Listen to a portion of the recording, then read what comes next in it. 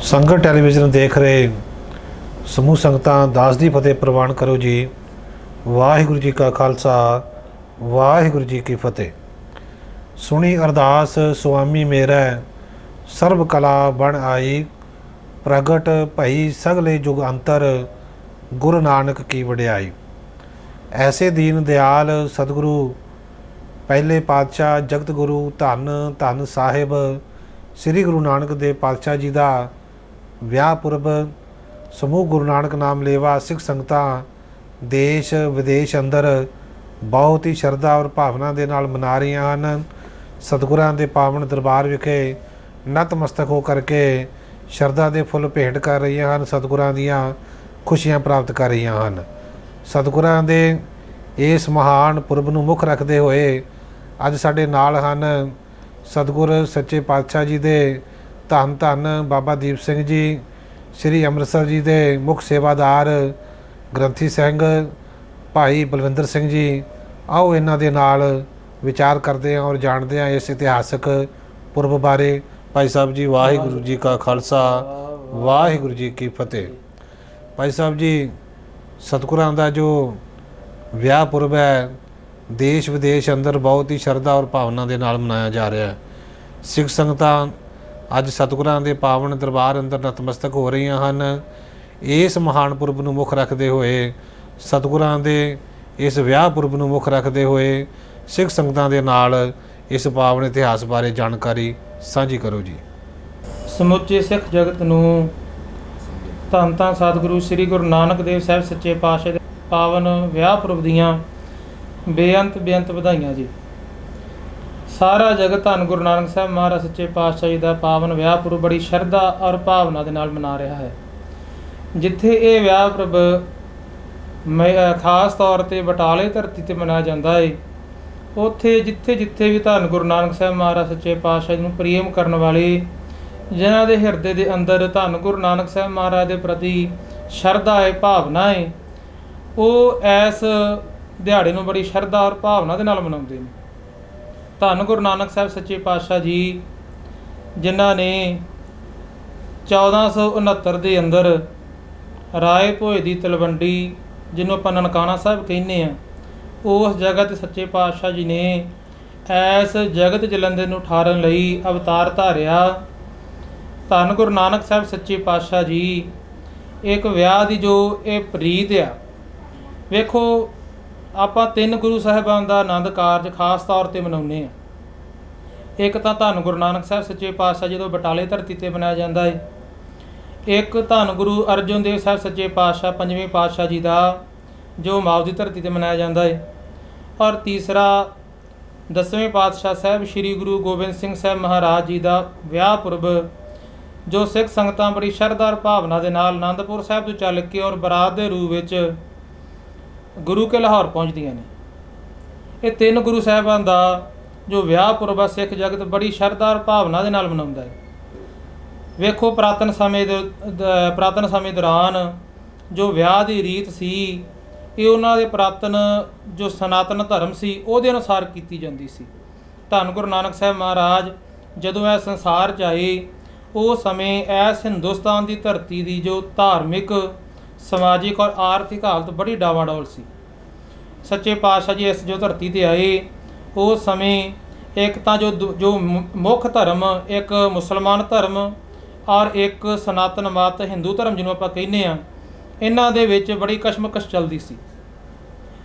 ਹਰੇਕ ਆਪਣੇ ਆਪ ਨੂੰ ਵੱਡਾ ਔਰ ਧਰਮ 'ਚ ਪ੍ਰਪੱਕ ਜਾਣਦਾ ਸੀ।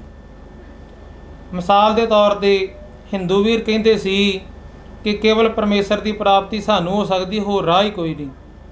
ਔਰ ਮੁਸਲਮਾਨ ਵੀਰ ਕਹਿੰਦੇ ਸੀ ਕਿ ਪਰਮੇਸ਼ਰ ਦੀ ਅੱਲਾ ਦੀ ਪ੍ਰਾਪਤੀ ਕੇਵਲ ਸ਼ਰਅ ਦੇ ਰਾਹ 'ਤੇ ਚੱਲਿਆ ਉਸਨੇ। ਧੰਨ ਗੁਰੂ ਨਾਨਕ ਸਾਹਿਬ ਸੱਚੇ ਪਾਤਸ਼ਾਹ ਜੀ ਜਦੋਂ ਸੰਸਾਰ 'ਚ ਆਏ, ਇੱਕ ਤਾਂ 2 ਧਰਮਾਂ ਔਰ ਦੂਸਰਾ ਜੋ ਹਿੰਦੂ ਮਤ ਹੈ, ਸਨਾਤਨ ਮਤ ਹੈ, ਉਹਦੇ ਵਿੱਚ ਵਰਨ ਵੰਡ ਸੀ ਜੀ। ਆਪਾਂ ਆਉਣਾ ਵਾ ਗੁਰੂ ਨਾਨਕ ਸਾਹਿਬ ਦੇ ਵਿਆਹ ਪੁਰਬ ਵਾਲੇ ਪਾਸੇ, ਪਰ ਵੇਖੀਏ ਵੀ ਉਸ ਸਮੇਂ ਸਮਾਜ ਦੀ ਹਾਲਤ ਕਿਹੋ ਜਿਹੀ ਸੀ, ਸਮਾਜ ਦੇ ਵਿੱਚ ਔਰਤ ਦਾ ਕੀ ਸਥਾਨ ਸੀ। ਧੰਨ ਗੁਰੂ ਨਾਨਕ ਸਾਹਿਬ ਸੱਚੇ ਪਾਤਸ਼ਾਹ ਜੀ ਜਦੋਂ ਸੰਸਾਰ 'ਚ ਆਉਂਦੇ ਆ, ਜੋ ਸਨਾਤਨ ਮਤ ਹਿੰਦੂ ਮਤ ਆ, ਇਹ ਵਰਨ ਵੰਡ 'ਚ ਵੰਡਿਆ ਹੋਇਆ ਹੈ। 4 ਸ਼੍ਰੇਣੀਆਂ 'ਚ ਇਸ ਧਰਮ ਨੂੰ ਵੰਡਿਆ ਹੋਇਆ ਹੈ। ਬ੍ਰਾਹਮਣ, ਖੱਤਰੀ ਔਰ ਵੈਸ਼ ਔਰ ਸ਼ੂਦ, ਸ਼ੂਦ। ਇਹ 4 ਵਰਨਵੰਡ ਉਸ ਸਮੇਂ ਦੇ ਪੁਜਾਰੀ ਨੇ, ਸਮੇਂ ਦੇ ਜੋ ਸਮੇਂ ਆਪਣੇ ਨੂੰ ਧਰਮ ਦੇ ਨੁਮਾਇੰਦੇ ਘਵਾਉਂਦੇ ਸੀ, ਉਹਨਾਂ ਨੇ 4 ਸ਼੍ਰੇਣੀਆਂ 'ਚ ਸਾਰੇ ਧਰਮ ਨੂੰ ਵੰਡ ਦਿੱਤਾ। ਔਰ ਇਸੇ ਪ੍ਰਕਾਰ ਜਦੋਂ ਧੰਨ ਗੁਰੂ ਨਾਨਕ ਸਾਹਿਬ ਸੱਚੇ ਪਾਤਸ਼ਾਹ ਜੀ ਦਾ ਇਹ ਵਿਆਹ ਪੁਰਬ ਦਾ ਸਮਾਂ ਆਉਂਦਾ ਏ, ਉਸ ਸਮੇਂ ਹਾਲਾਤ ਇਹੋ ਜਿਹੇ ਸੀ ਕਿ ਇੱਕ ਤਾਂ ਸਨਾਤਨ ਮਤ ਇਹ ਮੰਨਦਾ ਹੈ ਜੀ, ਹਿੰਦੂ ਧਰਮ ਇਹ ਮੰਨਦਾ ਕਿ ਜੇ ਤੁਸੀਂ ਪਰਮੇਸ਼ਰ ਦੀ ਪ੍ਰਾਪਤੀ ਕਰਨੀ ਆ ਫਿਰ ਤੁਹਾਨੂੰ ਆਪਣਾ ਘਰ ਛੱਡਣਾ ਪਊਗਾ ਜੀ। ਉਹ ਕੇਵਲ ਕਹਿੰਦੇ ਜਾਂ ਕੇਵਲ ਸੰਸਾਰ ਔਰ ਜਾਂ ਨਿਰੰਕਾਰ ਕਰਤਾਰ।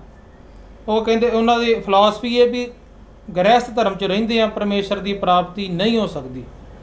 ਇਹੀ ਕਾਰਨ ਸੀ ਕਿ ਪੁਰਾਤਨ ਸਮੇਂ ਦੇ ਅੰਦਰ ਤੁਸੀਂ ਦੇਖਿਆ ਹੋਣਾ ਹੈ ਕਿ ਉਸ ਸਮੇਂ ਇਸ ਗੱਲ ਨੂੰ ਮੁੱਖ ਬਣਾ ਕੇ ਵੱਡੇ ਵੱਡੇ ਰਾਜੇ ਉਹਨਾਂ ਕੋਲੋਂ ਵੀ ਰਾਜ ਛਡਾ ਦਿੱਤੇ ਗਏ ਕਿ ਜੇ ਤੁਸੀਂ ਰੱਬ ਦੀ ਪ੍ਰਾਪਤੀ ਕਰਨੀ ਆ ਫਿਰ ਤੁਹਾਨੂੰ ਸਾਰਾ ਕੰਮ ਕਾਜ ਸੰਸਾਰੀ ਰੀਤ ਛੱਡ ਕੇ ਔਰ ਉਦਾਸੀ ਮਤ ਜੰਗਲਾਂ 'ਚ ਜਾਣਾ ਪਊਗਾ ਤੁਹਾਨੂੰ। ਧੰਨ ਗੁਰੂ ਨਾਨਕ ਸਾਹਿਬ ਸੱਚੇ ਪਾਤਸ਼ਾਹ ਜੀ ਦਾ ਜਦੋਂ ਮਹਾਰਾਜ ਸਾਹਿਬ ਸਿੱਧਾ ਨਾ ਗੋਸ਼ਟ ਹੁੰਦੀ ਹੈ ਨਾ, ਸਿੱਧਾ ਨਾ ਗੋਸ਼ਟ ਦੌਰਾਨ ਵੀ ਜਿਹੜਾ ਭੰਗਰਨਾਥ ਜੋਗੀ ਆ ਉਹ ਇਹੀ ਗੱਲ ਕਹਿੰਦਾ ਸੱਚੇ ਪਾਤਸ਼ਾਹ ਧੰਨ ਗੁਰੂ ਨਾਨਕ ਜੀ ਵੀ ਮੈਂ ਤੁਹਾਨੂੰ ਇੱਕ ਸੰਨਿਆਸੀ ਉਦਾਸੀ ਮੰਨਦਾ ਵਾਂ, ਪਰ ਤੁਸੀਂ ਕਿਹੜੀ ਪੁੱਠੀ ਰੀਤ ਚਲਾਤੀ। ਪੁੱਛੇ ਜੋਗੀ ਭੰਗਰਨਾਥ ਤੁਸੀਂ ਦੁੱਧ ਵਿੱਚ ਕਿਉਂ ਕਾਂਜੀ ਪਾਈ। ਉਹ ਗੁਰੂ ਨਾਨਕ ਸਾਹਿਬ ਮਹਾਰਾਜ ਪੁੱਛਦਾ ਮਹਾਰਾਜ ਕਿ ਤੁਸੀਂ ਚੰਗਾ ਭਲਾ ਇਹ ਧਰਮ ਦਾ ਲਿਬਾਸ ਧਾਰਨ ਕੀਤਾ ਸੀ, ਪਰ ਹੁਣ ਤੁਸੀਂ ਸਭ ਕੁਝ ਛੱਡ ਕੇ ਕਰਤਾਰਪੁਰ ਧਰਤੀ ਆ ਗਏ ਔਰ ਉੱਥੇ ਆ ਕੇ ਖੇਤੀ ਵੀ ਕੀਤੀ ਆ। ਕਹਿੰਦਾ ਭਾਵ ਵੀ ਉਸ ਸਮੇਂ ਕੇਵਲ ਤਾਂ ਕੇਵਲ ਇਹ ਸੀ ਵੀ ਜਿਹੜਾ ਗ੍ਰਸਤੀ ਆ ਉਹ ਪਰਮੇਸ਼ਰ ਦੀ ਪ੍ਰਾਪਤੀ ਨਹੀਂ ਕਰ ਸਕਦਾ। ਜੇ ਪਰਮੇਸ਼ਰ ਦੀ ਪ੍ਰਾਪਤੀ ਕਰਨੀ ਆ ਤੇ ਤੁਹਾਨੂੰ ਗ੍ਰਸਤ ਮਾਰਗ ਛੱਡ ਕੇ ਤੇ ਜੰਗਲਾਂ 'ਚ ਜਾਣਾ ਪਊਗਾ। ਧੰਨ ਗੁਰੂ ਨਾਨਕ ਸਾਹਿਬ ਸੱਚੇ ਪਾਤਸ਼ਾਹ ਨੇ ਜਿੱਥੇ ਸਿੱਖ ਧਰਮ ਨਵੇਕਲਾ ਧਰਮ ਚਲਾਇਆ ਮਹਾਰਾਜ ਨੇ, ਜਿੱਥੇ ਸੱਚੇ ਪਾਤਸ਼ਾਹ ਨੇ ਪੁਰਾਣੀਆਂ ਸਾਰਿਆਂ ਰਾਹ ਰੀਤੀਆਂ ਨੂੰ ਮਹਾਰਾਜ ਨੇ ਉਹਨਾਂ ਦਾ ਖੰਡਨ ਕੀਤਾ ਜੀ। 9 ਸਾਲ ਦੀ ਉਮਰ ਵਿੱਚ ਜਦੋਂ ਮਹਾਰਾਜ ਸਾਹਿਬ ਨੂੰ ਜਨੇਊ ਪਾਉਣ ਲੱਗੇ ਆ, ਉੱਥੇ ਸੱਚੇ ਪਾਤਸ਼ਾਹ ਨੇ ਵੇਖੋ ਘਰੇ ਪ੍ਰੋਗਰਾਮ ਹੋਵੇ, ਮਹਾਰਾਜ ਸਾਹਿਬ ਪਹਿਲਾਂ ਵੀ ਕਹਿ ਸਕਦੇ ਸੀ ਕਿ ਮੈਂ ਨਹੀਂ ਜਨੇਊ ਪਾਉਣਾ, ਪਰ ਮਹਾਰਾਜ ਨੇ ਜਦੋਂ ਸਾਰਾ ਇਹ ਪ੍ਰਪੰਚ ਤਿਆਰ ਹੋ ਗਿਆ, ਸਾਰੇ ਸਕੇ ਸੰਬੰਧੀ ਆ ਗਏ ਆ, ਸਮੇਂ ਦੇ ਪੁਜਾਰੀ ਆ ਗਏ, ਮਹਾਰਾਜ ਸਾਹਿਬ ਉਸ ਸਮੇਂ ਆ ਕੇ ਪੰਡਤ ਨੂੰ ਕਹਿ ਰਹੇ ਬ੍ਰਾਹਮਣ ਨੂੰ, ਕਿਉਂ ਸੱਚੇ ਪਾਤਸ਼ਾਹ ਸਾਰੀ ਲੋਕਾਈ ਤੱਕ ਆਪਣਾ ਸੰਦੇਸ਼ ਪਹੁੰਚਾਉਣਾ ਚਾਹੁੰਦੇ ਸੀ। 9 ਸਾਲ ਦੀ ਉਮਰ 'ਚ ਆ ਕੇ ਸੱਚੇ ਪਾਤਸ਼ਾਹ ਜਦੋਂ ਜਨੇਊ ਪਾਉਣ ਲੱਗੇ, ਉਦੋਂ ਮਹਾਰਾਜ ਨੇ ਕਿਹਾ ਵੀ ਮੈਨੂੰ ਜਨੇਊ ਤੋਂ ਇਨਕਾਰ ਨਹੀਂ, ਪਰ ਜਨੇਊ ਦੀ ਸ਼ਰਤ ਦਇਆ ਕਪਾ ਸੰਤੋਖ ਸੂਤ ਜਤ ਗੰਢੀ ਸਤ ਵੱਟ, ਇਹੋ ਜਨੇਊ ਜੀ ਕਾ ਹੈ ਤਾਂ ਪਾਂਡੇ ਘੱਤ। ਇਹ ਸੱਚੇ ਪਾਤਸ਼ਾਹ ਨੇ ਕਿਹਾ ਮੈਨੂੰ ਜਨੇਊ ਤੋਂ ਇਨਕਾਰ ਨਹੀਂ, ਪਰ ਜਨੇਊ ਦੀ ਸ਼ਰਤ ਆ ਜਿਹੜੀਆਂ ਪੁਰਾਣੀਆਂ ਰਾਹ ਰੀਤੀਆਂ ਸੀ ਸੱਚੇ ਪਾਤਸ਼ਾਹ ਨੇ ਸਭ ਨੂੰ ਪਿਛਾਂਹ ਕਰ ਦਿੱਤਾ। ਮਿਸਾਲ ਦੇ ਤੌਰ 'ਤੇ ਵੇਖੋ ਕੋਈ ਧਰਮ ਇਹੋ ਜਿਹੇ ਜਿਹੜੇ ਔਰਤ ਨੂੰ ਬਹੁਤ ਗਿਰਿਆ ਹੋਇਆ, ਇੱਥੋਂ ਤੱਕ ਉਹ ਕਿ ਔਰਤ ਨੂੰ ਨਰਕ ਦੁਆਰੀ ਮੰਨਦੇ ਆ। ਕੁਝ ਮਤ ਕਹਿੰਦੇ ਆ ਵੀ ਔਰਤ ਵਿੱਚ ਆਤਮਾ ਹੁੰਦੀ ਨਹੀਂ ਆ, ਔਰ ਕੁਝ ਮਤ ਇਹ ਮੰਨਦੇ ਆ ਵੀ ਔਰਤ ਗੁਰੂ ਦਕਸ਼ਨਾ ਲੈਣ ਦੀ ਅਧਿਕਾਰੀ ਨਹੀਂ ਹੈਗੀ। ਪੁਰਾਤਨ ਸਮੇਂ ਔਰਤ ਨੂੰ ਇੰਨਾ ਮਾੜਾ ਔਰ ਇੰਨਾ ਪਿਛੜਿਆ ਮੰਨਿਆ ਜਾਂਦਾ ਸੀ ਕਿ ਔਰਤ ਨੂੰ ਗੁਰੂ ਦਕਸ਼ਨਾ ਲੈਣ ਦੀ ਵੀ ਅਧਿਕਾਰ ਨਹੀਂ ਸੀ। ਮਿਸਾਲ ਦੇ ਤੌਰ 'ਤੇ ਜੋ ਜਨੇਊ ਸੀ ਇਹ ਬ੍ਰਾਹਮਣ ਦਾ ਹੋਰ, ਖੱਤਰੀ ਦਾ ਹੋਰ ਔਰ ਵੈਸ਼ ਦਾ ਹੋਰ, ਔਰ ਸ਼ੂਦਰ ਨੂੰ ਕੋਈ ਅਧਿਕਾਰ ਨਹੀਂ। ਬ੍ਰਾਹਮਣ ਦਾ ਜਨੇਊ ਰੇਸ਼ਮ ਦਾ, ਖੱਤਰੀ ਦਾ ਸੂਤ ਦਾ, ਇਸੇ ਪ੍ਰਕਾਰ ਜੋ ਵੈਸ਼ ਆ ਉਹਦਾ ਵਾਣ ਦਾ, ਔਰ ਸ਼ੂਦਰ ਨੂੰ ਕੋਈ ਅਧਿਕਾਰ ਨਹੀਂ। ਬ੍ਰਾਹਮਣ 7 ਸਾਲ ਦੀ ਉਮਰ 'ਚ, ਖੱਤਰੀ 9 ਸਾਲ ਦੀ ਉਮਰ 'ਚ, ਔਰ ਵੈਸ਼ 11 ਸਾਲ ਦੀ ਉਮਰ 'ਚ, ਪਰ ਸ਼ੂਦਰ ਨੂੰ ਕੋਈ ਅਧਿਕਾਰ ਨਹੀਂ। ਇਸ ਤੋਂ ਇਲਾਵਾ ਔਰਤ ਭਾਵੇਂ ਕਿਸੇ ਵੀ ਧਰਮ ਨਾਲ ਸੰਬੰਧਿਤ ਹੋਵੇ, ਕਿਸੇ ਵੀ ਜਾਤੀ ਨਾਲ, ਕਿਸੇ ਵਰਨ ਨਾਲ ਸੰਬੰਧਿਤ ਹੋਵੇ, ਭਾਵੇਂ ਉਹ ਬ੍ਰਾਹਮਣ ਦੀ ਪਤਨੀ ਆ ਜਾਂ ਔਰਤ ਆ, ਭਾਵੇਂ ਉਹ ਖੱਤਰੀ ਦੀ ਆ ਤੇ ਭਾਵੇਂ ਉਹ ਸ਼ੂਦਰ ਦੀ ਆ, ਭਾਵੇਂ ਉਹ ਵੈਸ਼ ਦੀ ਆ, ਕਿਸੇ ਨੂੰ ਅਧਿਕਾਰ ਨਹੀਂ ਹੈਗਾ। ਧਰਮ ਨੂੰ ਅਪਣਾਉਣ ਦਾ, ਜਨੇਊ ਪਾਉਣ ਦਾ ਅਧਿਕਾਰ ਕਿਸੇ ਨੂੰ ਨਹੀਂ। ਧੰਨ ਗੁਰੂ ਨਾਨਕ ਸਾਹਿਬ ਸੱਚੇ ਪਾਤਸ਼ਾਹ ਜਦੋਂ ਸਿੱਖ ਧਰਮ ਨਵੇਕਲੇ ਧਰਮ ਦੀ ਰੀਹ ਨਹੀਂ ਰੱਖੀ, ਮਹਾਰਾਜ ਨੇ ਫਿਰ ਸੋ ਕਿਉ ਬੰਦਾ ਆਖੀ ਹੈ ਜਿਤ ਜੰਮਹਿ ਰਾਜਾਨ ਵਾਲਾ ਸੰਦੇਸ਼ ਸੱਚੇ ਪਾਤਸ਼ਾਹ ਲਕਾਈ ਦੇ ਸਾਹਮਣੇ ਰੱਖਿਆ ਮਹਾਰਾਜ ਨੇ। ਸੋ ਧੰਨ ਗੁਰੂ ਨਾਨਕ ਸਾਹਿਬ ਸੱਚੇ ਪਾਤਸ਼ਾਹ ਜੀ ਨੇ ਵੇਖੋ ਸਿੱਖ ਦਾ ਧਰਮ ਦਾ ਤੇ ਇਹ ਅਸੂਲ ਹੀ ਇਹ ਵਾ। ਭਾਈ ਗੁਰਦਾਸ ਜੀ ਬੜਾ ਸਪਸ਼ਟ ਲਿਖਦੇ ਆ, ਕਹਿੰਦੇ ਗਿਆਨਨ ਮੇ ਗਿਆਨ ਔਰ ਧਿਆਨਨ ਮੇ ਧਿਆਨ ਗੁਰ ਸਕਲ ਧਰਮ ਹੈ ਗ੍ਰਸਤ ਪ੍ਰਧਾਨ ਹੈ। ਉਹਨਾਂ ਨੇ ਗ੍ਰਸਤੀ ਨੂੰ ਪ੍ਰਧਾਨ ਕਿਹਾ। ਇੱਥੇ ਇਹ ਨਹੀਂ ਕਿ ਜੇ ਤੁਸੀਂ ਵਿਆਹ ਕਰਵਾ ਲਿਆ, ਆਨੰਦ ਕਾਰਜ ਕਰਵਾ ਲਿਆ, ਜੇ ਤੁਸੀਂ ਗ੍ਰਹਿਸਥ ਧਰਮ 'ਚ ਆ ਗਏ ਤੁਹਾਨੂੰ ਪਰਮੇਸ਼ਰ ਦੀ ਪ੍ਰਾਪਤੀ ਨਹੀਂ। ਸਿੱਖ ਧਰਮ ਦਾ ਅਸੂਲ ਹੀ ਇਹ ਵਾ, ਹਸੰਦਿਆਂ ਪਹਿਨੰਦਿਆਂ ਖਲੰਦਿਆਂ ਖਪੰਦਿਆਂ ਵਿੱਚੇ ਹੋਵੇ ਮੁਕਤ ਹੈ। ਇੱਥੇ ਵਿੱਚੇ ਮੁਕਤ ਦੀ ਜੁਗਤੀ ਆ। ਇੱਥੇ ਇਹ ਨਹੀਂ ਕਿ ਜੇ ਤੁਸੀਂ ਪਰਮੇਸ਼ਰ ਦੀ ਪ੍ਰਾਪਤੀ ਕਰਨੀ ਆ ਤਾਂ ਤੁਹਾਨੂੰ ਗ੍ਰਹਿਸਥ ਧਰਮ ਛੱਡ ਕੇ ਜੰਗਲਾਂ 'ਚ ਜਾਣਾ ਪਊਗਾ, ਨਹੀਂ। ਇੱਥੇ ਘਰ ਹੀ ਮਹਿ ਅੰਮ੍ਰਿਤ ਭਰਪੂਰ ਹੈ ਦੀ ਫਿਲਾਸਫੀ ਆ। ਇੱਥੇ ਸਭ ਕੁਛ ਘਰ ਮਹਿ ਬਾਹਰ ਨਹੀਂ ਦੀ ਫਿਲਾਸਫੀ ਆ। ਇੱਥੇ ਜੰਗਲ ਕਿਆ ਭਵਹਿ ਵਨ ਕੰਡਾ ਮੋੜਿਆ ਦੀ ਫਿਲਾਸਫੀ ਆ।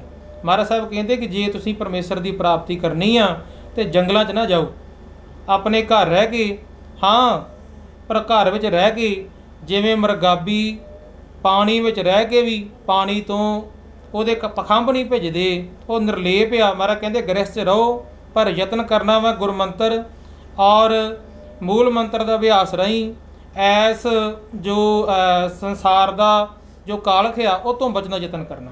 ਧੰਨ ਗੁਰੂ ਨਾਨਕ ਸਾਹਿਬ ਸੱਚੇ ਪਾਤਸ਼ਾਹ ਜੀ ਦੀ ਉਮਰ ਜਦੋਂ ਕਰੀਬ 18 ਕੁ ਸਾਲ ਦੀ ਹੁੰਦੀ ਆ, ਉਸ ਸਮੇਂ ਧੰਨ ਗੁਰੂ ਨਾਨਕ ਸਾਹਿਬ ਸੱਚੇ ਪਾਤਸ਼ਾਹ ਆਪਣੀ ਭੈਣ ਔਰ ਭਣਵਈਆ ਜਿਨ੍ਹਾਂ ਨੂੰ ਭਈਆ ਜੈ ਰਾਮ ਜੀ ਔਰ ਭੈਣ ਨਾਨਕੀ ਜੀ ਦੇ ਕੋਲ ਸੁਲਤਾਨਪੁਰ ਦੀ ਧਰਤੀ 'ਤੇ ਨੇ। ਧੰਨ ਗੁਰੂ ਨਾਨਕ ਸਾਹਿਬ ਸੱਚੇ ਪਾਤਸ਼ਾਹ ਜੀ ਨੂੰ ਉਹਨਾਂ ਦੇ ਪਿਤਾ ਜੀ ਨੇ ਜਦੋਂ ਵੇਖਿਆ ਕਿ ਇਹ ਜੇ ਪਹਿਲਾਂ ਸੱਚਾ ਸੌਦਾ ਕਰਨ ਭੇਜਿਆ, ਉਹ ਵੀ ਉਹਨਾਂ ਭੁੱਖੇ ਸਾਧੂ ਨੂੰ ਖਵਾਇਆ। ਉਸ ਤੋਂ ਉਪਰੰਤ ਫਿਰ ਜਦੋਂ ਵੀ ਡੰਗਰ ਦੇ ਕੇ ਚਾਰ ਲਈ ਭੇਜਿਆ, ਫਿਰ ਲੋਕ ਰੌਲਾ ਪਾਉਂਦੇ ਆ ਕਿ ਸਾਡਾ ਪਸ਼ੂਆਂ ਨੂੰ ਨੁਕਸਾਨ ਕੀਤਾ, ਭਾਵੇਂ ਕਿ ਫਿਰ ਬਿਲਕੁਲ ਠੀਕ ਰਿਹਾ। ਇਹ ਸਭ ਕੁਝ ਵੇਖ ਕੇ ਪਿਤਾ ਜੀ ਨੇ ਫਿਰ ਗੁਰੂ ਨਾਨਕ ਸਾਹਿਬ ਮਹਾਰਾਜ ਜੀ ਨੂੰ ਭਾਈਆ ਜੈ ਰਾਮ ਜੀ ਦੇ ਕੋਲ ਭੇਜ ਦਿੱਤਾ। ਭਾਈਆ ਜੈ ਰਾਮ ਜੀ ਦੇ ਕੋਲ ਧੰਨ ਗੁਰੂ ਨਾਨਕ ਸਾਹਿਬ ਮਹਾਰਾਜ ਸੱਚੇ ਪਾਤਸ਼ਾਹ ਮੋਦੀ ਦੀ ਕਿਰਤ ਕਰਦੇ ਆ। ਉੱਥੇ ਰਹਿੰਦੇ ਆ ਧੰਨ ਗੁਰੂ ਨਾਨਕ ਸਾਹਿਬ ਮਹਾਰਾਜ ਜੀ ਦੀ ਸਗਾਈ, ਮਹਾਰਾਜ ਦਾ ਰਿਸ਼ਤਾ ਭਾਈ ਮੂਲੇ ਖੱਤਰੀ ਜੀ ਦੀ ਜੋ ਬਟਾਲੇ ਦੇ ਰਹਿਣ ਵਾਲੇ ਸੀ, ਉਹਨਾਂ ਦੀ ਸਪੁੱਤਰੀ ਬੀਬੀ ਸੁਲੱਖਣੀ ਜਿਹਨੂੰ ਆਪਾਂ ਮਾਤਾ ਸੁਲੱਖਣੀ ਜੀ ਕਹਿੰਦੇ ਆ, ਉਹਨਾਂ ਦੇ ਨਾਲ ਨਿਯਤ ਹੋਇਆ। ਕਵੀ ਭਾਈ ਸੰਤੋਖ ਸਿੰਘ ਹੁਣੀ ਇਹ ਗੱਲ ਦਾ ਜ਼ਿਕਰ ਕਰਦੇ ਆ, ਕਹਿੰਦੇ ਵੀ ਕਰੀਬ ਸਾਲ ਕੁ ਤੱਕ ਇਹ ਸਗਾਈ ਰਹੀ। ਸਾਲ ਕੁ ਬਾਅਦ ਭਾਈ ਮੂਲਾ ਖੱਤਰੀ ਜੀ ਨੇ ਫਿਰ ਸਮਾਂ ਨਿਯਤ ਕਰਵਾ ਕੇ ਹਾੜ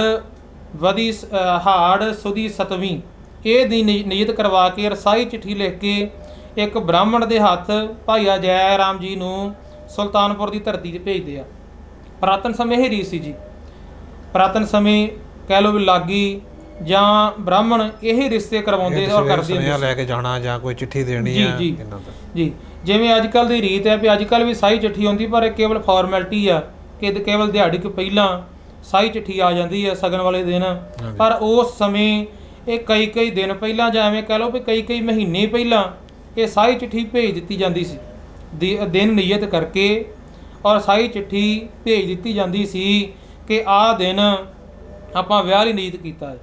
ਭਾਈ ਮੂਲੇ ਖੱਤਰੀ ਜੀ ਨੇ ਇੱਕ ਬ੍ਰਾਹਮਣ ਦੇ ਹੱਥ ਇੱਕ ਸਾਈ ਚਿੱਠੀ ਲਿਖ ਕੇ ਔਰ ਨਾਲ ਕੁਝ ਮਠਿਆਈ ਬਹੁਤ ਸਤਿਕਾਰ ਦੇ ਨਾਲ ਭਾਈਆ ਜੈ ਰਾਮ ਜੀ ਵੱਲ ਭੇਜੀ। ਜਦੋਂ ਉਹ ਬ੍ਰਾਹਮਣ ਭਾਈਆ ਜੈ ਰਾਮ ਜੀ ਦੇ ਕੋਲ ਸੁਲਤਾਨਪੁਰ ਦੀ ਧਰਤੀ ਪਹੁੰਚਦਾ ਹੈ, ਭਾਈਆ ਜੈ ਰਾਮ ਜੀ ਨੇ ਉਹਦਾ ਬੜਾ ਸਤਿਕਾਰ ਕੀਤਾ। ਜਦੋਂ ਸਾਈ ਚਿੱਠੀ ਪ੍ਰਾਪਤ ਹੋਈ, ਉਹ ਸਾਈ ਚਿੱਠੀ ਭਾਈਆ ਜੈ ਰਾਮ ਜੀ ਨੇ ਆਪਣੀ ਸੁਪਤਨੀ ਗੁਰੂ ਨਾਨਕ ਸਾਹਿਬ ਮਹਾਰਾਜ ਦੇ ਭੈਣ ਜੀ ਭੈਣ ਬੇਬੇ ਨਾਨਕੀ ਜੀ ਨੂੰ ਉਹ ਚਿੱਠੀ ਵਿਖਾਈ। ਬੇਬੇ ਜੀ ਨੂੰ ਜਦੋਂ ਚਿੱਠੀ ਵਿਖਾਈ ਤੇ ਭਾਈ ਸਾਹਿਬ ਲਿਖਦੇ, ਭਾਈ ਸੰਤੋਖ ਸਿੰਘ ਹੁਣੀ ਕਹਿੰਦੇ ਬੇਬੇ ਨਾਨਕੀ ਜੀ ਨੂੰ ਬਹੁਤ ਚਾਅ ਚੜਿਆ ਵੀ ਮੇਰੇ ਭਰਾ ਦਾ ਵਿਆਹ ਨਿਯਤ ਹੋ ਗਿਆ। ਉਹਨਾਂ ਉਸੇ ਸਮੇਂ ਆਪਣੇ ਸਾਰੇ ਸਕੇ ਸੰਬੰਧੀਆਂ ਨੂੰ ਸੁਨੇਹਾ ਭੇਜੇ ਔਰ ਵਿਆਹ ਦੀਆਂ ਤਿਆਰੀਆਂ ਸ਼ੁਰੂ ਕਰ ਦਿੱਤੀਆਂ। ਇੱਧਰੋਂ ਫਿਰ ਭਾਈ ਜੈ ਰਾਮ ਜੀ ਇੱਕ ਪੱਤਰਕਾ ਲਿਖਦੇ ਆ। ਉਹ ਪੱਤਰਕਾ ਲਿਖ ਕੇ ਇੱਕ ਬ੍ਰਾਹਮਣ ਜਿਹਦਾ ਨਾਮ ਨਿੱਧਾ ਇਤਿਹਾਸ 'ਚ ਆਉਂਦਾ ਜੀ, ਨਿੱਧੇ ਬ੍ਰਾਹਮਣ ਦੇ ਹੱਥ ਇੱਕ ਪੱਤਰਕਾ ਧੰਨ ਗੁਰੂ ਨਾਨਕ ਸਾਹਿਬ ਮਹਾਰਾਜ ਦੇ ਪਿਤਾ ਮਹਿਤਾ ਕਾਲੂ ਜੀ, ਕਲਿਆਣਦਾਸ ਜੀ ਔਰ ਮਾਤਾ ਜੀ ਵੱਲ ਰਾਏਪੁਰ ਦੀ ਤਲਵੰਡੀ ਦੇ ਭੇਜਦੇ ਆ।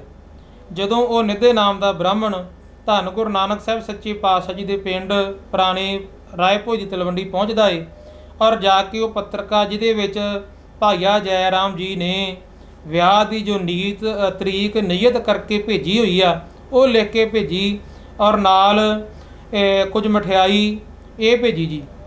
ਧੰਨ ਗੁਰੂ ਨਾਨਕ ਸਾਹਿਬ ਮਹਾਰਾਜ ਦੇ ਪਿਤਾ ਜੀ ਜਦੋਂ ਉਹਨਾਂ ਨੂੰ ਇਹ ਚਿੱਠੀ ਪੱਤਰਕਾ ਮਿਲਦੀ ਆ, ਉਸੇ ਸਮੇਂ ਉਹਨਾਂ ਨੇ ਵਿਆਹ ਦੀ ਤਿਆਰੀ ਸ਼ੁਰੂ ਕਰ ਦਿੱਤੀ ਔਰ ਨਾਲ ਧੰਨ ਗੁਰੂ ਨਾਨਕ ਸਾਹਿਬ ਮਹਾਰਾਜ ਦੇ ਮਾਤਾ ਜੀ ਮਾਤਾ ਤ੍ਰਿਪਤਾ ਜੀ, ਉਹਨਾਂ ਨੇ ਵੀ ਆਪਣੇ ਪਿਛੇ ਪੇਕਿਆਂ ਨੂੰ, ਕਿਉਂਕਿ ਉਸ ਸਮੇਂ ਇਹ ਰਿਵਾਜ਼ ਸੀ ਕਿ ਨਾਨਕਿਆਂ ਨੂੰ ਉਚੇਚੇ ਤੌਰ 'ਤੇ ਸਿੱਧਾ ਭੇਜਿਆ ਜਾਂਦਾ ਸੀ। ਭਾਈਆ ਜੈ ਰਾਮ ਜੀ ਵੱਲੋਂ ਚਿੱਠੀ ਪਹੁੰਚਦੀ ਆ ਗੁਰੂ ਨਾਨਕ ਸਾਹਿਬ ਮਹਾਰਾਜ ਸੱਚੇ ਪਾਤਸ਼ਾਹ ਦੇ ਘਰ ਰਾਏਪੁਰ ਦੀ ਤਲਵੰਡੀ। ਇੱਥੋਂ ਫਿਰ ਇੱਕ ਪੱਤਰਕਾਰ ਭੇਜੀ ਜਾਂਦੀ ਹੈ ਗੁਰੂ ਨਾਨਕ ਸਾਹਿਬ ਮਹਾਰਾਜ ਦੇ ਨਾਨਕਿਆਂ ਨੂੰ। ਇੱਧਰੋਂ ਤਿਆਰੀ ਸ਼ੁਰੂ ਕਰ ਦਿੱਤੀ ਜਾਂਦੀ ਵਿਆਹ ਦੀ ਤਿਆਰੀ ਸ਼ੁਰੂ ਕਰ ਦਿੱਤੀ ਜਾਂਦੀ ਹੈ। ਸਾਰੇ ਸਕੇ ਸੰਬੰਧੀ ਨੂੰ ਜੋ ਵੀ ਉਹਨਾਂ ਦੇ ਬੇਦੀ ਕੁਲ ਦੇ ਸੀ, ਸਿਰਮੌਰ ਸੀ, ਸਾਰਿਆਂ ਨੂੰ ਸੁਨੇਹਾ ਭੇਜ ਦਿੱਤਾ ਜਾਂਦਾ। ਸਾਰੇ ਵਿਆਹ ਦੀ ਤਿਆਰੀਆਂ ਸ਼ੁਰੂ ਕਰ ਦਿੰਦੇ ਆ। ਇੱਧਰੋਂ ਧੰਨ ਗੁਰੂ ਨਾਨਕ ਸਾਹਿਬ ਮਹਾਰਾਜ ਦੇ ਪਿਤਾ ਜੀ ਮਹਿਤਾ ਕਾਲੂ ਜੀ ਉਸ ਜੋ ਇਲਾਕੇ ਦੇ ਚੌਧਰੀ ਸੀ ਰਾਏ ਬੁਲਾਰ ਜੀ, ਉਹਨਾਂ ਦੇ ਕੋਲ ਜਾਂਦੇ ਆ। ਰਾਏ ਬੁਲਾਰ ਜੀ ਉਹਨਾਂ ਦੇ ਕੋਲ ਜਾ ਕੇ ਉਹਨਾਂ ਨੂੰ ਬੇਨਤੀ ਕਰਦੇ ਆ, ਕਹਿੰਦੇ ਕਿ ਰਾਏ ਜੀ ਵੀ ਮੇਰੇ ਪੁੱਤਰ ਧੰਨ ਗੁਰੂ ਨਾਨਕ ਸਾਹਿਬ ਮਹਾਰਾਜ ਦਾ ਇੰਨੀ ਤਰੀਕ ਨੂੰ ਵਿਆਹ ਨਿਯਤ ਹੋ ਗਿਆ ਵਾ, ਔਰ ਤੁਸੀਂ ਕਿਰਪਾ ਕਰੋ ਜਦੋਂ ਸ਼ਬਦ ਵਰਤੇ ਵੀ ਤੁਹਾਡਾ ਦਾਸ, ਵੀ ਤੁਹਾਡੇ ਦਾਸ ਦਾ ਵਿਆਹ ਨਿਯਤ ਹੋਇਆ ਵਾ, ਇਸ ਗੱਲ ਦਾ ਗੁੱਸਾ ਰਾਏ ਬੁਲਾਰ ਜੀ ਕਰਦੇ ਆ। ਰਾਏ ਬੁਲਾਰ ਜੀ ਕਹਿੰਦੇ ਵੀ ਤੁਸਾਂ ਅਜੇ ਤੱਕ ਆਪਣੇ ਪੁੱਤਰ ਨੂੰ ਕੇਵਲ ਪੁੱਤਰ ਜਾਣਿਆ ਵਾ, ਉਹ ਮੇਰੇ ਦਾਸ ਨਹੀਂ, ਮੈਂ ਉਹਨਾਂ ਦਾ ਦਾਸ ਆ, ਉਹ ਸਾਰੀ ਸ੍ਰਿਸ਼ਟੀ ਨੂੰ ਤਾਰਨ ਆਏ ਆ। ਔਰ ਜਦੋਂ ਇਹ ਗੱਲਾਂ ਕੀਤੀਆਂ ਰਾਏ ਬੁਲਾਰ ਜੀ ਨੇ ਤੇ ਮਹਿਤਾ ਕਾਲੂ ਜੀ ਫਿਰ ਖਿਮਾ ਵੀ ਮੰਗਦੇ ਆ। ਖਿਮਾ ਮੰਗ ਕੇ ਰਾਏ ਬੁਲਾਰ ਜੀ ਆਪਣੇ ਕੋਲੋਂ ਬਹੁਤ ਸਾਰਾ ਧਨ ਪਦਾਰਥ, ਪਾਲਕੀਆਂ ਔਰ ਘੋੜੇ ਔਰ ਹਾਥੀ, ਇਹ ਸਾਰਾ ਪਦਾਰਥ ਦੇ ਕੇ ਧੰਨ ਗੁਰੂ ਨਾਨਕ ਸਾਹਿਬ ਮਹਾਰਾਜ ਦੇ ਪਿਤਾ ਜੀ ਦਿੰਦੇ ਵੀ ਗੁਰੂ ਨਾਨਕ ਸਾਹਿਬ ਮਹਾਰਾਜ ਦਾ ਵਿਆਹ ਬਹੁਤ ਵਧੀਆ ਤਰੀਕੇ ਨਾਲ ਧੂਮ-ਧਾਮ ਨਾਲ ਕਰਨਾ। ਧੰਨ ਗੁਰੂ ਨਾਨਕ ਸਾਹਿਬ ਸੱਚੇ ਪਾਤਸ਼ਾਹ ਜੀ ਦੇ ਪਿਤਾ ਜੀ ਫਿਰ ਕੁਝ ਦਿਨ ਪਹਿਲਾਂ ਇੱਥੋਂ ਰਾਏਭੋਜ ਦੀ ਤਲਵੰਡੀ ਤੋਂ ਚੱਲ ਕੇ ਸੁਲਤਾਨਪੁਰ ਦੀ ਧਰਤੀ 'ਤੇ ਆਉਂਦੇ ਆ ਆਪਣੇ ਸਾਰੇ ਸੱਕੇ ਸੰਬੰਧੀਆਂ ਦੇ ਨਾਲ। ਜਿੱਦਣ ਦਿਨ ਨਿਯਤ ਕੀਤਾ ਜਾਂਦਾ ਵਾ ਉਸ ਦਿਨ ਧੰਨ ਗੁਰੂ ਨਾਨਕ ਸਾਹਿਬ ਸੱਚੇ ਪਾਤਸ਼ਾਹ ਜੀ ਭਾਈ ਸੰਤੋਖ ਸਿੰਘ ਨੂੰ ਲਿਖਦੇ ਆ ਵੀ ਗੁਰੂ ਨਾਨਕ ਸਾਹਿਬ ਮਹਾਰਾਜ ਸੱਚੇ ਪਾਤਸ਼ਾਹ ਜੀ ਦਾ ਜੋ ਚਿਹਰਾ ਵਾ ਉਹਦੀ ਚਮਕ ਪਹਿਲਾਂ ਨਹੀਂ ਚੱਲੀ ਜਾਂਦੀ, ਪਰ ਉਸ ਦਿਨ ਜਿੱਦਣ ਸੱਚੇ ਪਾਤਸ਼ਾਹ ਗੁਰੂ ਨਾਨਕ ਸਾਹਿਬ ਮਹਾਰਾਜ ਨੂੰ ਬਹੁਤ ਸੋਹਣੇ ਬਸਤਰ ਪਹਿਨਾਏ ਗਏ ਆ, ਬਹੁਤ ਸੁੰਦਰ ਸੱਚੇ ਪਾਤਸ਼ਾਹ ਸਿਰ ਉੱਪਰ ਦਸਤਾਰ ਆ, ਐਵੇਂ ਆ ਵੀ ਜਿਵੇਂ ਚੰਦਰਮਾ ਆਕਾਸ਼ ਵਿੱਚੋਂ ਕਦੀ ਕਦੀ ਝਾਤੀ ਮਾਰਦਾ ਵਾ ਨਾ, ਫਿਰ ਕਦੀ ਕਦੀ ਬਦਲਾਂ ਦੇ ਓਹਲੇ ਹੋ ਜਾਂਦਾ ਵਾ। ਧੰਨ ਗੁਰੂ ਨਾਨਕ ਸਾਹਿਬ ਸੱਚੇ ਪਾਤਸ਼ਾਹ ਜੀ ਦਾ ਐਡਾ ਜਲੌ ਵਾ। ਧੰਨ ਗੁਰੂ ਨਾਨਕ ਸਾਹਿਬ ਮਹਾਰਾਜ ਸੱਚੇ ਪਾਤਸ਼ਾਹ ਦੀ ਬਰਾਤ ਫਿਰ ਸੁਲਤਾਨਪੁਰ ਲੋਧੀ ਦੀ ਧਰਤੀ ਤੋਂ ਚੱਲਦੀ ਆ। ਬਹੁਤ ਸਾਰੀ ਬਰਾਤ ਜਿਹਦੇ ਵਿੱਚ ਗੁਰੂ ਨਾਨਕ ਸਾਹਿਬ ਮਹਾਰਾਜ ਸੱਚੇ ਪਾਤਸ਼ਾਹ ਸਾਰਾ ਪਰਿਵਾਰ, ਫਿਰ ਗੁਰੂ ਨਾਨਕ ਸਾਹਿਬ ਮਹਾਰਾਜ ਦੇ ਨਾਨਕੇ, ਫਿਰ ਗੁਰੂ ਨਾਨਕ ਸਾਹਿਬ ਸੱਚੇ ਪਾਤਸ਼ਾਹ ਜੋ ਉਸ ਸਮੇਂ ਉੱਥੋਂ ਦੇ ਮਿੱਤਰ ਸੀ, ਉੱਥੇ ਸੱਚੇ ਪਾਤਸ਼ਾਹ ਸਕੇ ਸੰਬੰਧੀ ਭਾਈਆ ਜੈ ਰਾਮ ਜੀ ਸਕੇ ਸੰਬੰਧੀ, ਇਹ ਸਾਰੇ ਇੱਕ ਬਰਾਤ ਦੇ ਰੂਪ ਵਿੱਚ ਨਿਯਤ ਸਮੇਂ 'ਤੇ ਚੱਲ ਕੇ ਔਰ ਹਾੜ ਸੁਦੀ 7ਵੀਂ ਨੂੰ ਬਟਾਲੇ ਧਰਤੀ 'ਤੇ ਪਹੁੰਚਦੇ ਆ, ਜਿਹੜਾ ਆਪਾਂ ਇਹ ਦਿਨ ਬਣਾ ਰਹੇ ਹਾਂ। ਇਸ ਜਗ੍ਹਾ ਆ ਕੇ ਜਿੱਥੇ ਆਪਾਂ ਗੁਰਦੁਆਰਾ ਕੰਧ ਸਾਹਿਬ ਦਰਸ਼ਨ ਕਰਦੇ ਹਾਂ, ਇਸ ਜਗ੍ਹਾ 'ਤੇ ਬਰਾਤ ਦਾ ਉਤਾਰਾ ਕੀਤਾ ਜਾਂਦਾ ਵਾ। ਉਸ ਸਮੇਂ ਇਹ ਰੀਤ ਸੀ ਕਿ ਜਿਵੇਂ ਸਾਲੀਆਂ ਵਾ ਉਹ ਮਖੌਲ ਕਰਦੀਆਂ ਵਾ, ਧੰਨ ਗੁਰੂ ਨਾਨਕ ਸਾਹਿਬ ਸੱਚੇ ਪਾਤਸ਼ਾਹ ਜੀ ਨੂੰ ਜਾਣ ਬੁੱਝ ਕੇ ਮਖੌਲ ਦੇ ਰੂਪ ਵਿੱਚ ਇੱਕ ਇਹੋ ਜਿਹੀ ਕੰਧ ਲਾਗੇ ਜਿਹੜੀ ਕਿ ਬਸ ਡਿੱਗਣ ਹੀ ਵਾਲੀ ਆ, ਉਸ ਕੰਧ ਲਾਗੇ ਬਿਠਾ ਦਿੱਤਾ ਜਾਂਦਾ ਵਾ। ਇੱਕ ਮਾਤਾ ਬਜ਼ੁਰਗ, ਉਹ ਮਾਤਾ ਨੂੰ ਪਤਾ ਲੱਗਦਾ ਵਾ ਕਿ ਗੁਰੂ ਨਾਨਕ ਸਾਹਿਬ ਮਹਾਰਾਜ ਨੂੰ ਜਾਣ ਬੁੱਝ ਕੇ ਉਹ ਕੱਚੀ ਕੰਧ ਲਾਗੇ ਬਹਾਇਆ ਗਿਆ ਵਾ।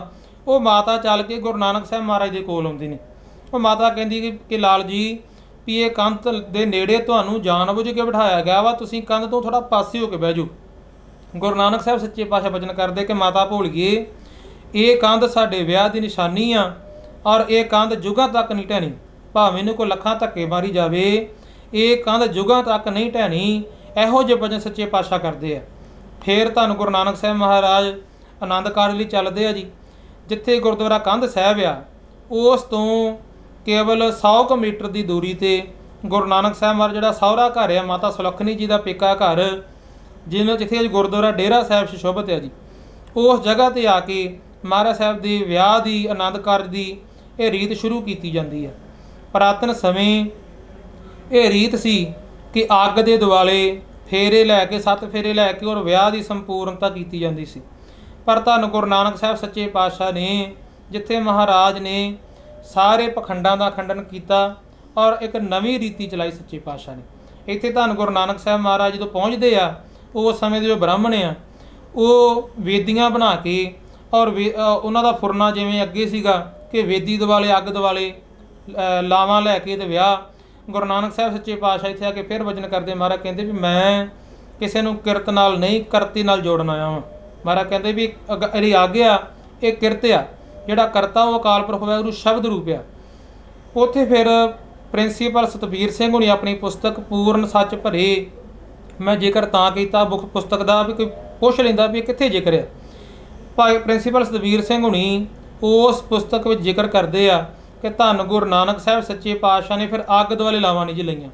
ਧੰਨ ਗੁਰੂ ਨਾਨਕ ਸਾਹਿਬ ਮਹਾਰਾਜ ਨੇ ਇੱਕ ਚੰਦਨ ਦੀ ਚੌਂਕੀ ਮੰਗਾਈ, ਉਹਦੇ ਉੱਪਰ ਸੋਹਣੀ ਵਿਛਾਈ ਕਰਕੇ, ਔਰ ਗੁਰੂ ਨਾਨਕ ਸਾਹਿਬ ਸੱਚੇ ਪਾਤਸ਼ਾਹ ਜੀ ਨੇ ਉਹਦੇ ਉੱਪਰ ਇੱਕ ਕਾਗਜ਼ ਉੱਪਰ ਮੂਲ ਮੰਤਰ ਦਾ ਜਾਪ ਲਿਖ ਕੇ ਉਹਨੂੰ ਉਸ ਚੰਦਨ ਦੀ ਚੌਂਕੀ ਉੱਪਰ ਸੁਸ਼ੋਭਿਤ ਕਰਕੇ, ਔਰ ਉਹਦੇ ਦਿਵਾਲੇ ਮਹਾਰਾਜ ਨੇ ਲਾਵਾਂ ਲੈ ਕੇ ਜੋ ਖਾਲਸਾ ਪੰਥ ਸਿੱਖ ਪੰਥ ਮਹਾਰਾਜ ਸੱਚੇ ਪਾਤਸ਼ਾਹ ਸਿੱਖ ਧਰਮ ਚਲਾਇਆ, ਉਹਦੇ ਸੱਚੇ ਪਾਤਸ਼ਾਹ ਇੱਕ ਨਿਵੇਕਲੀ ਰੀਤ ਮਹਾਰਾਜ ਸੱਚੇ ਪਾਤਸ਼ਾਹ ਨੇ ਕਾਇਮ ਕੀਤੀ ਜੀ।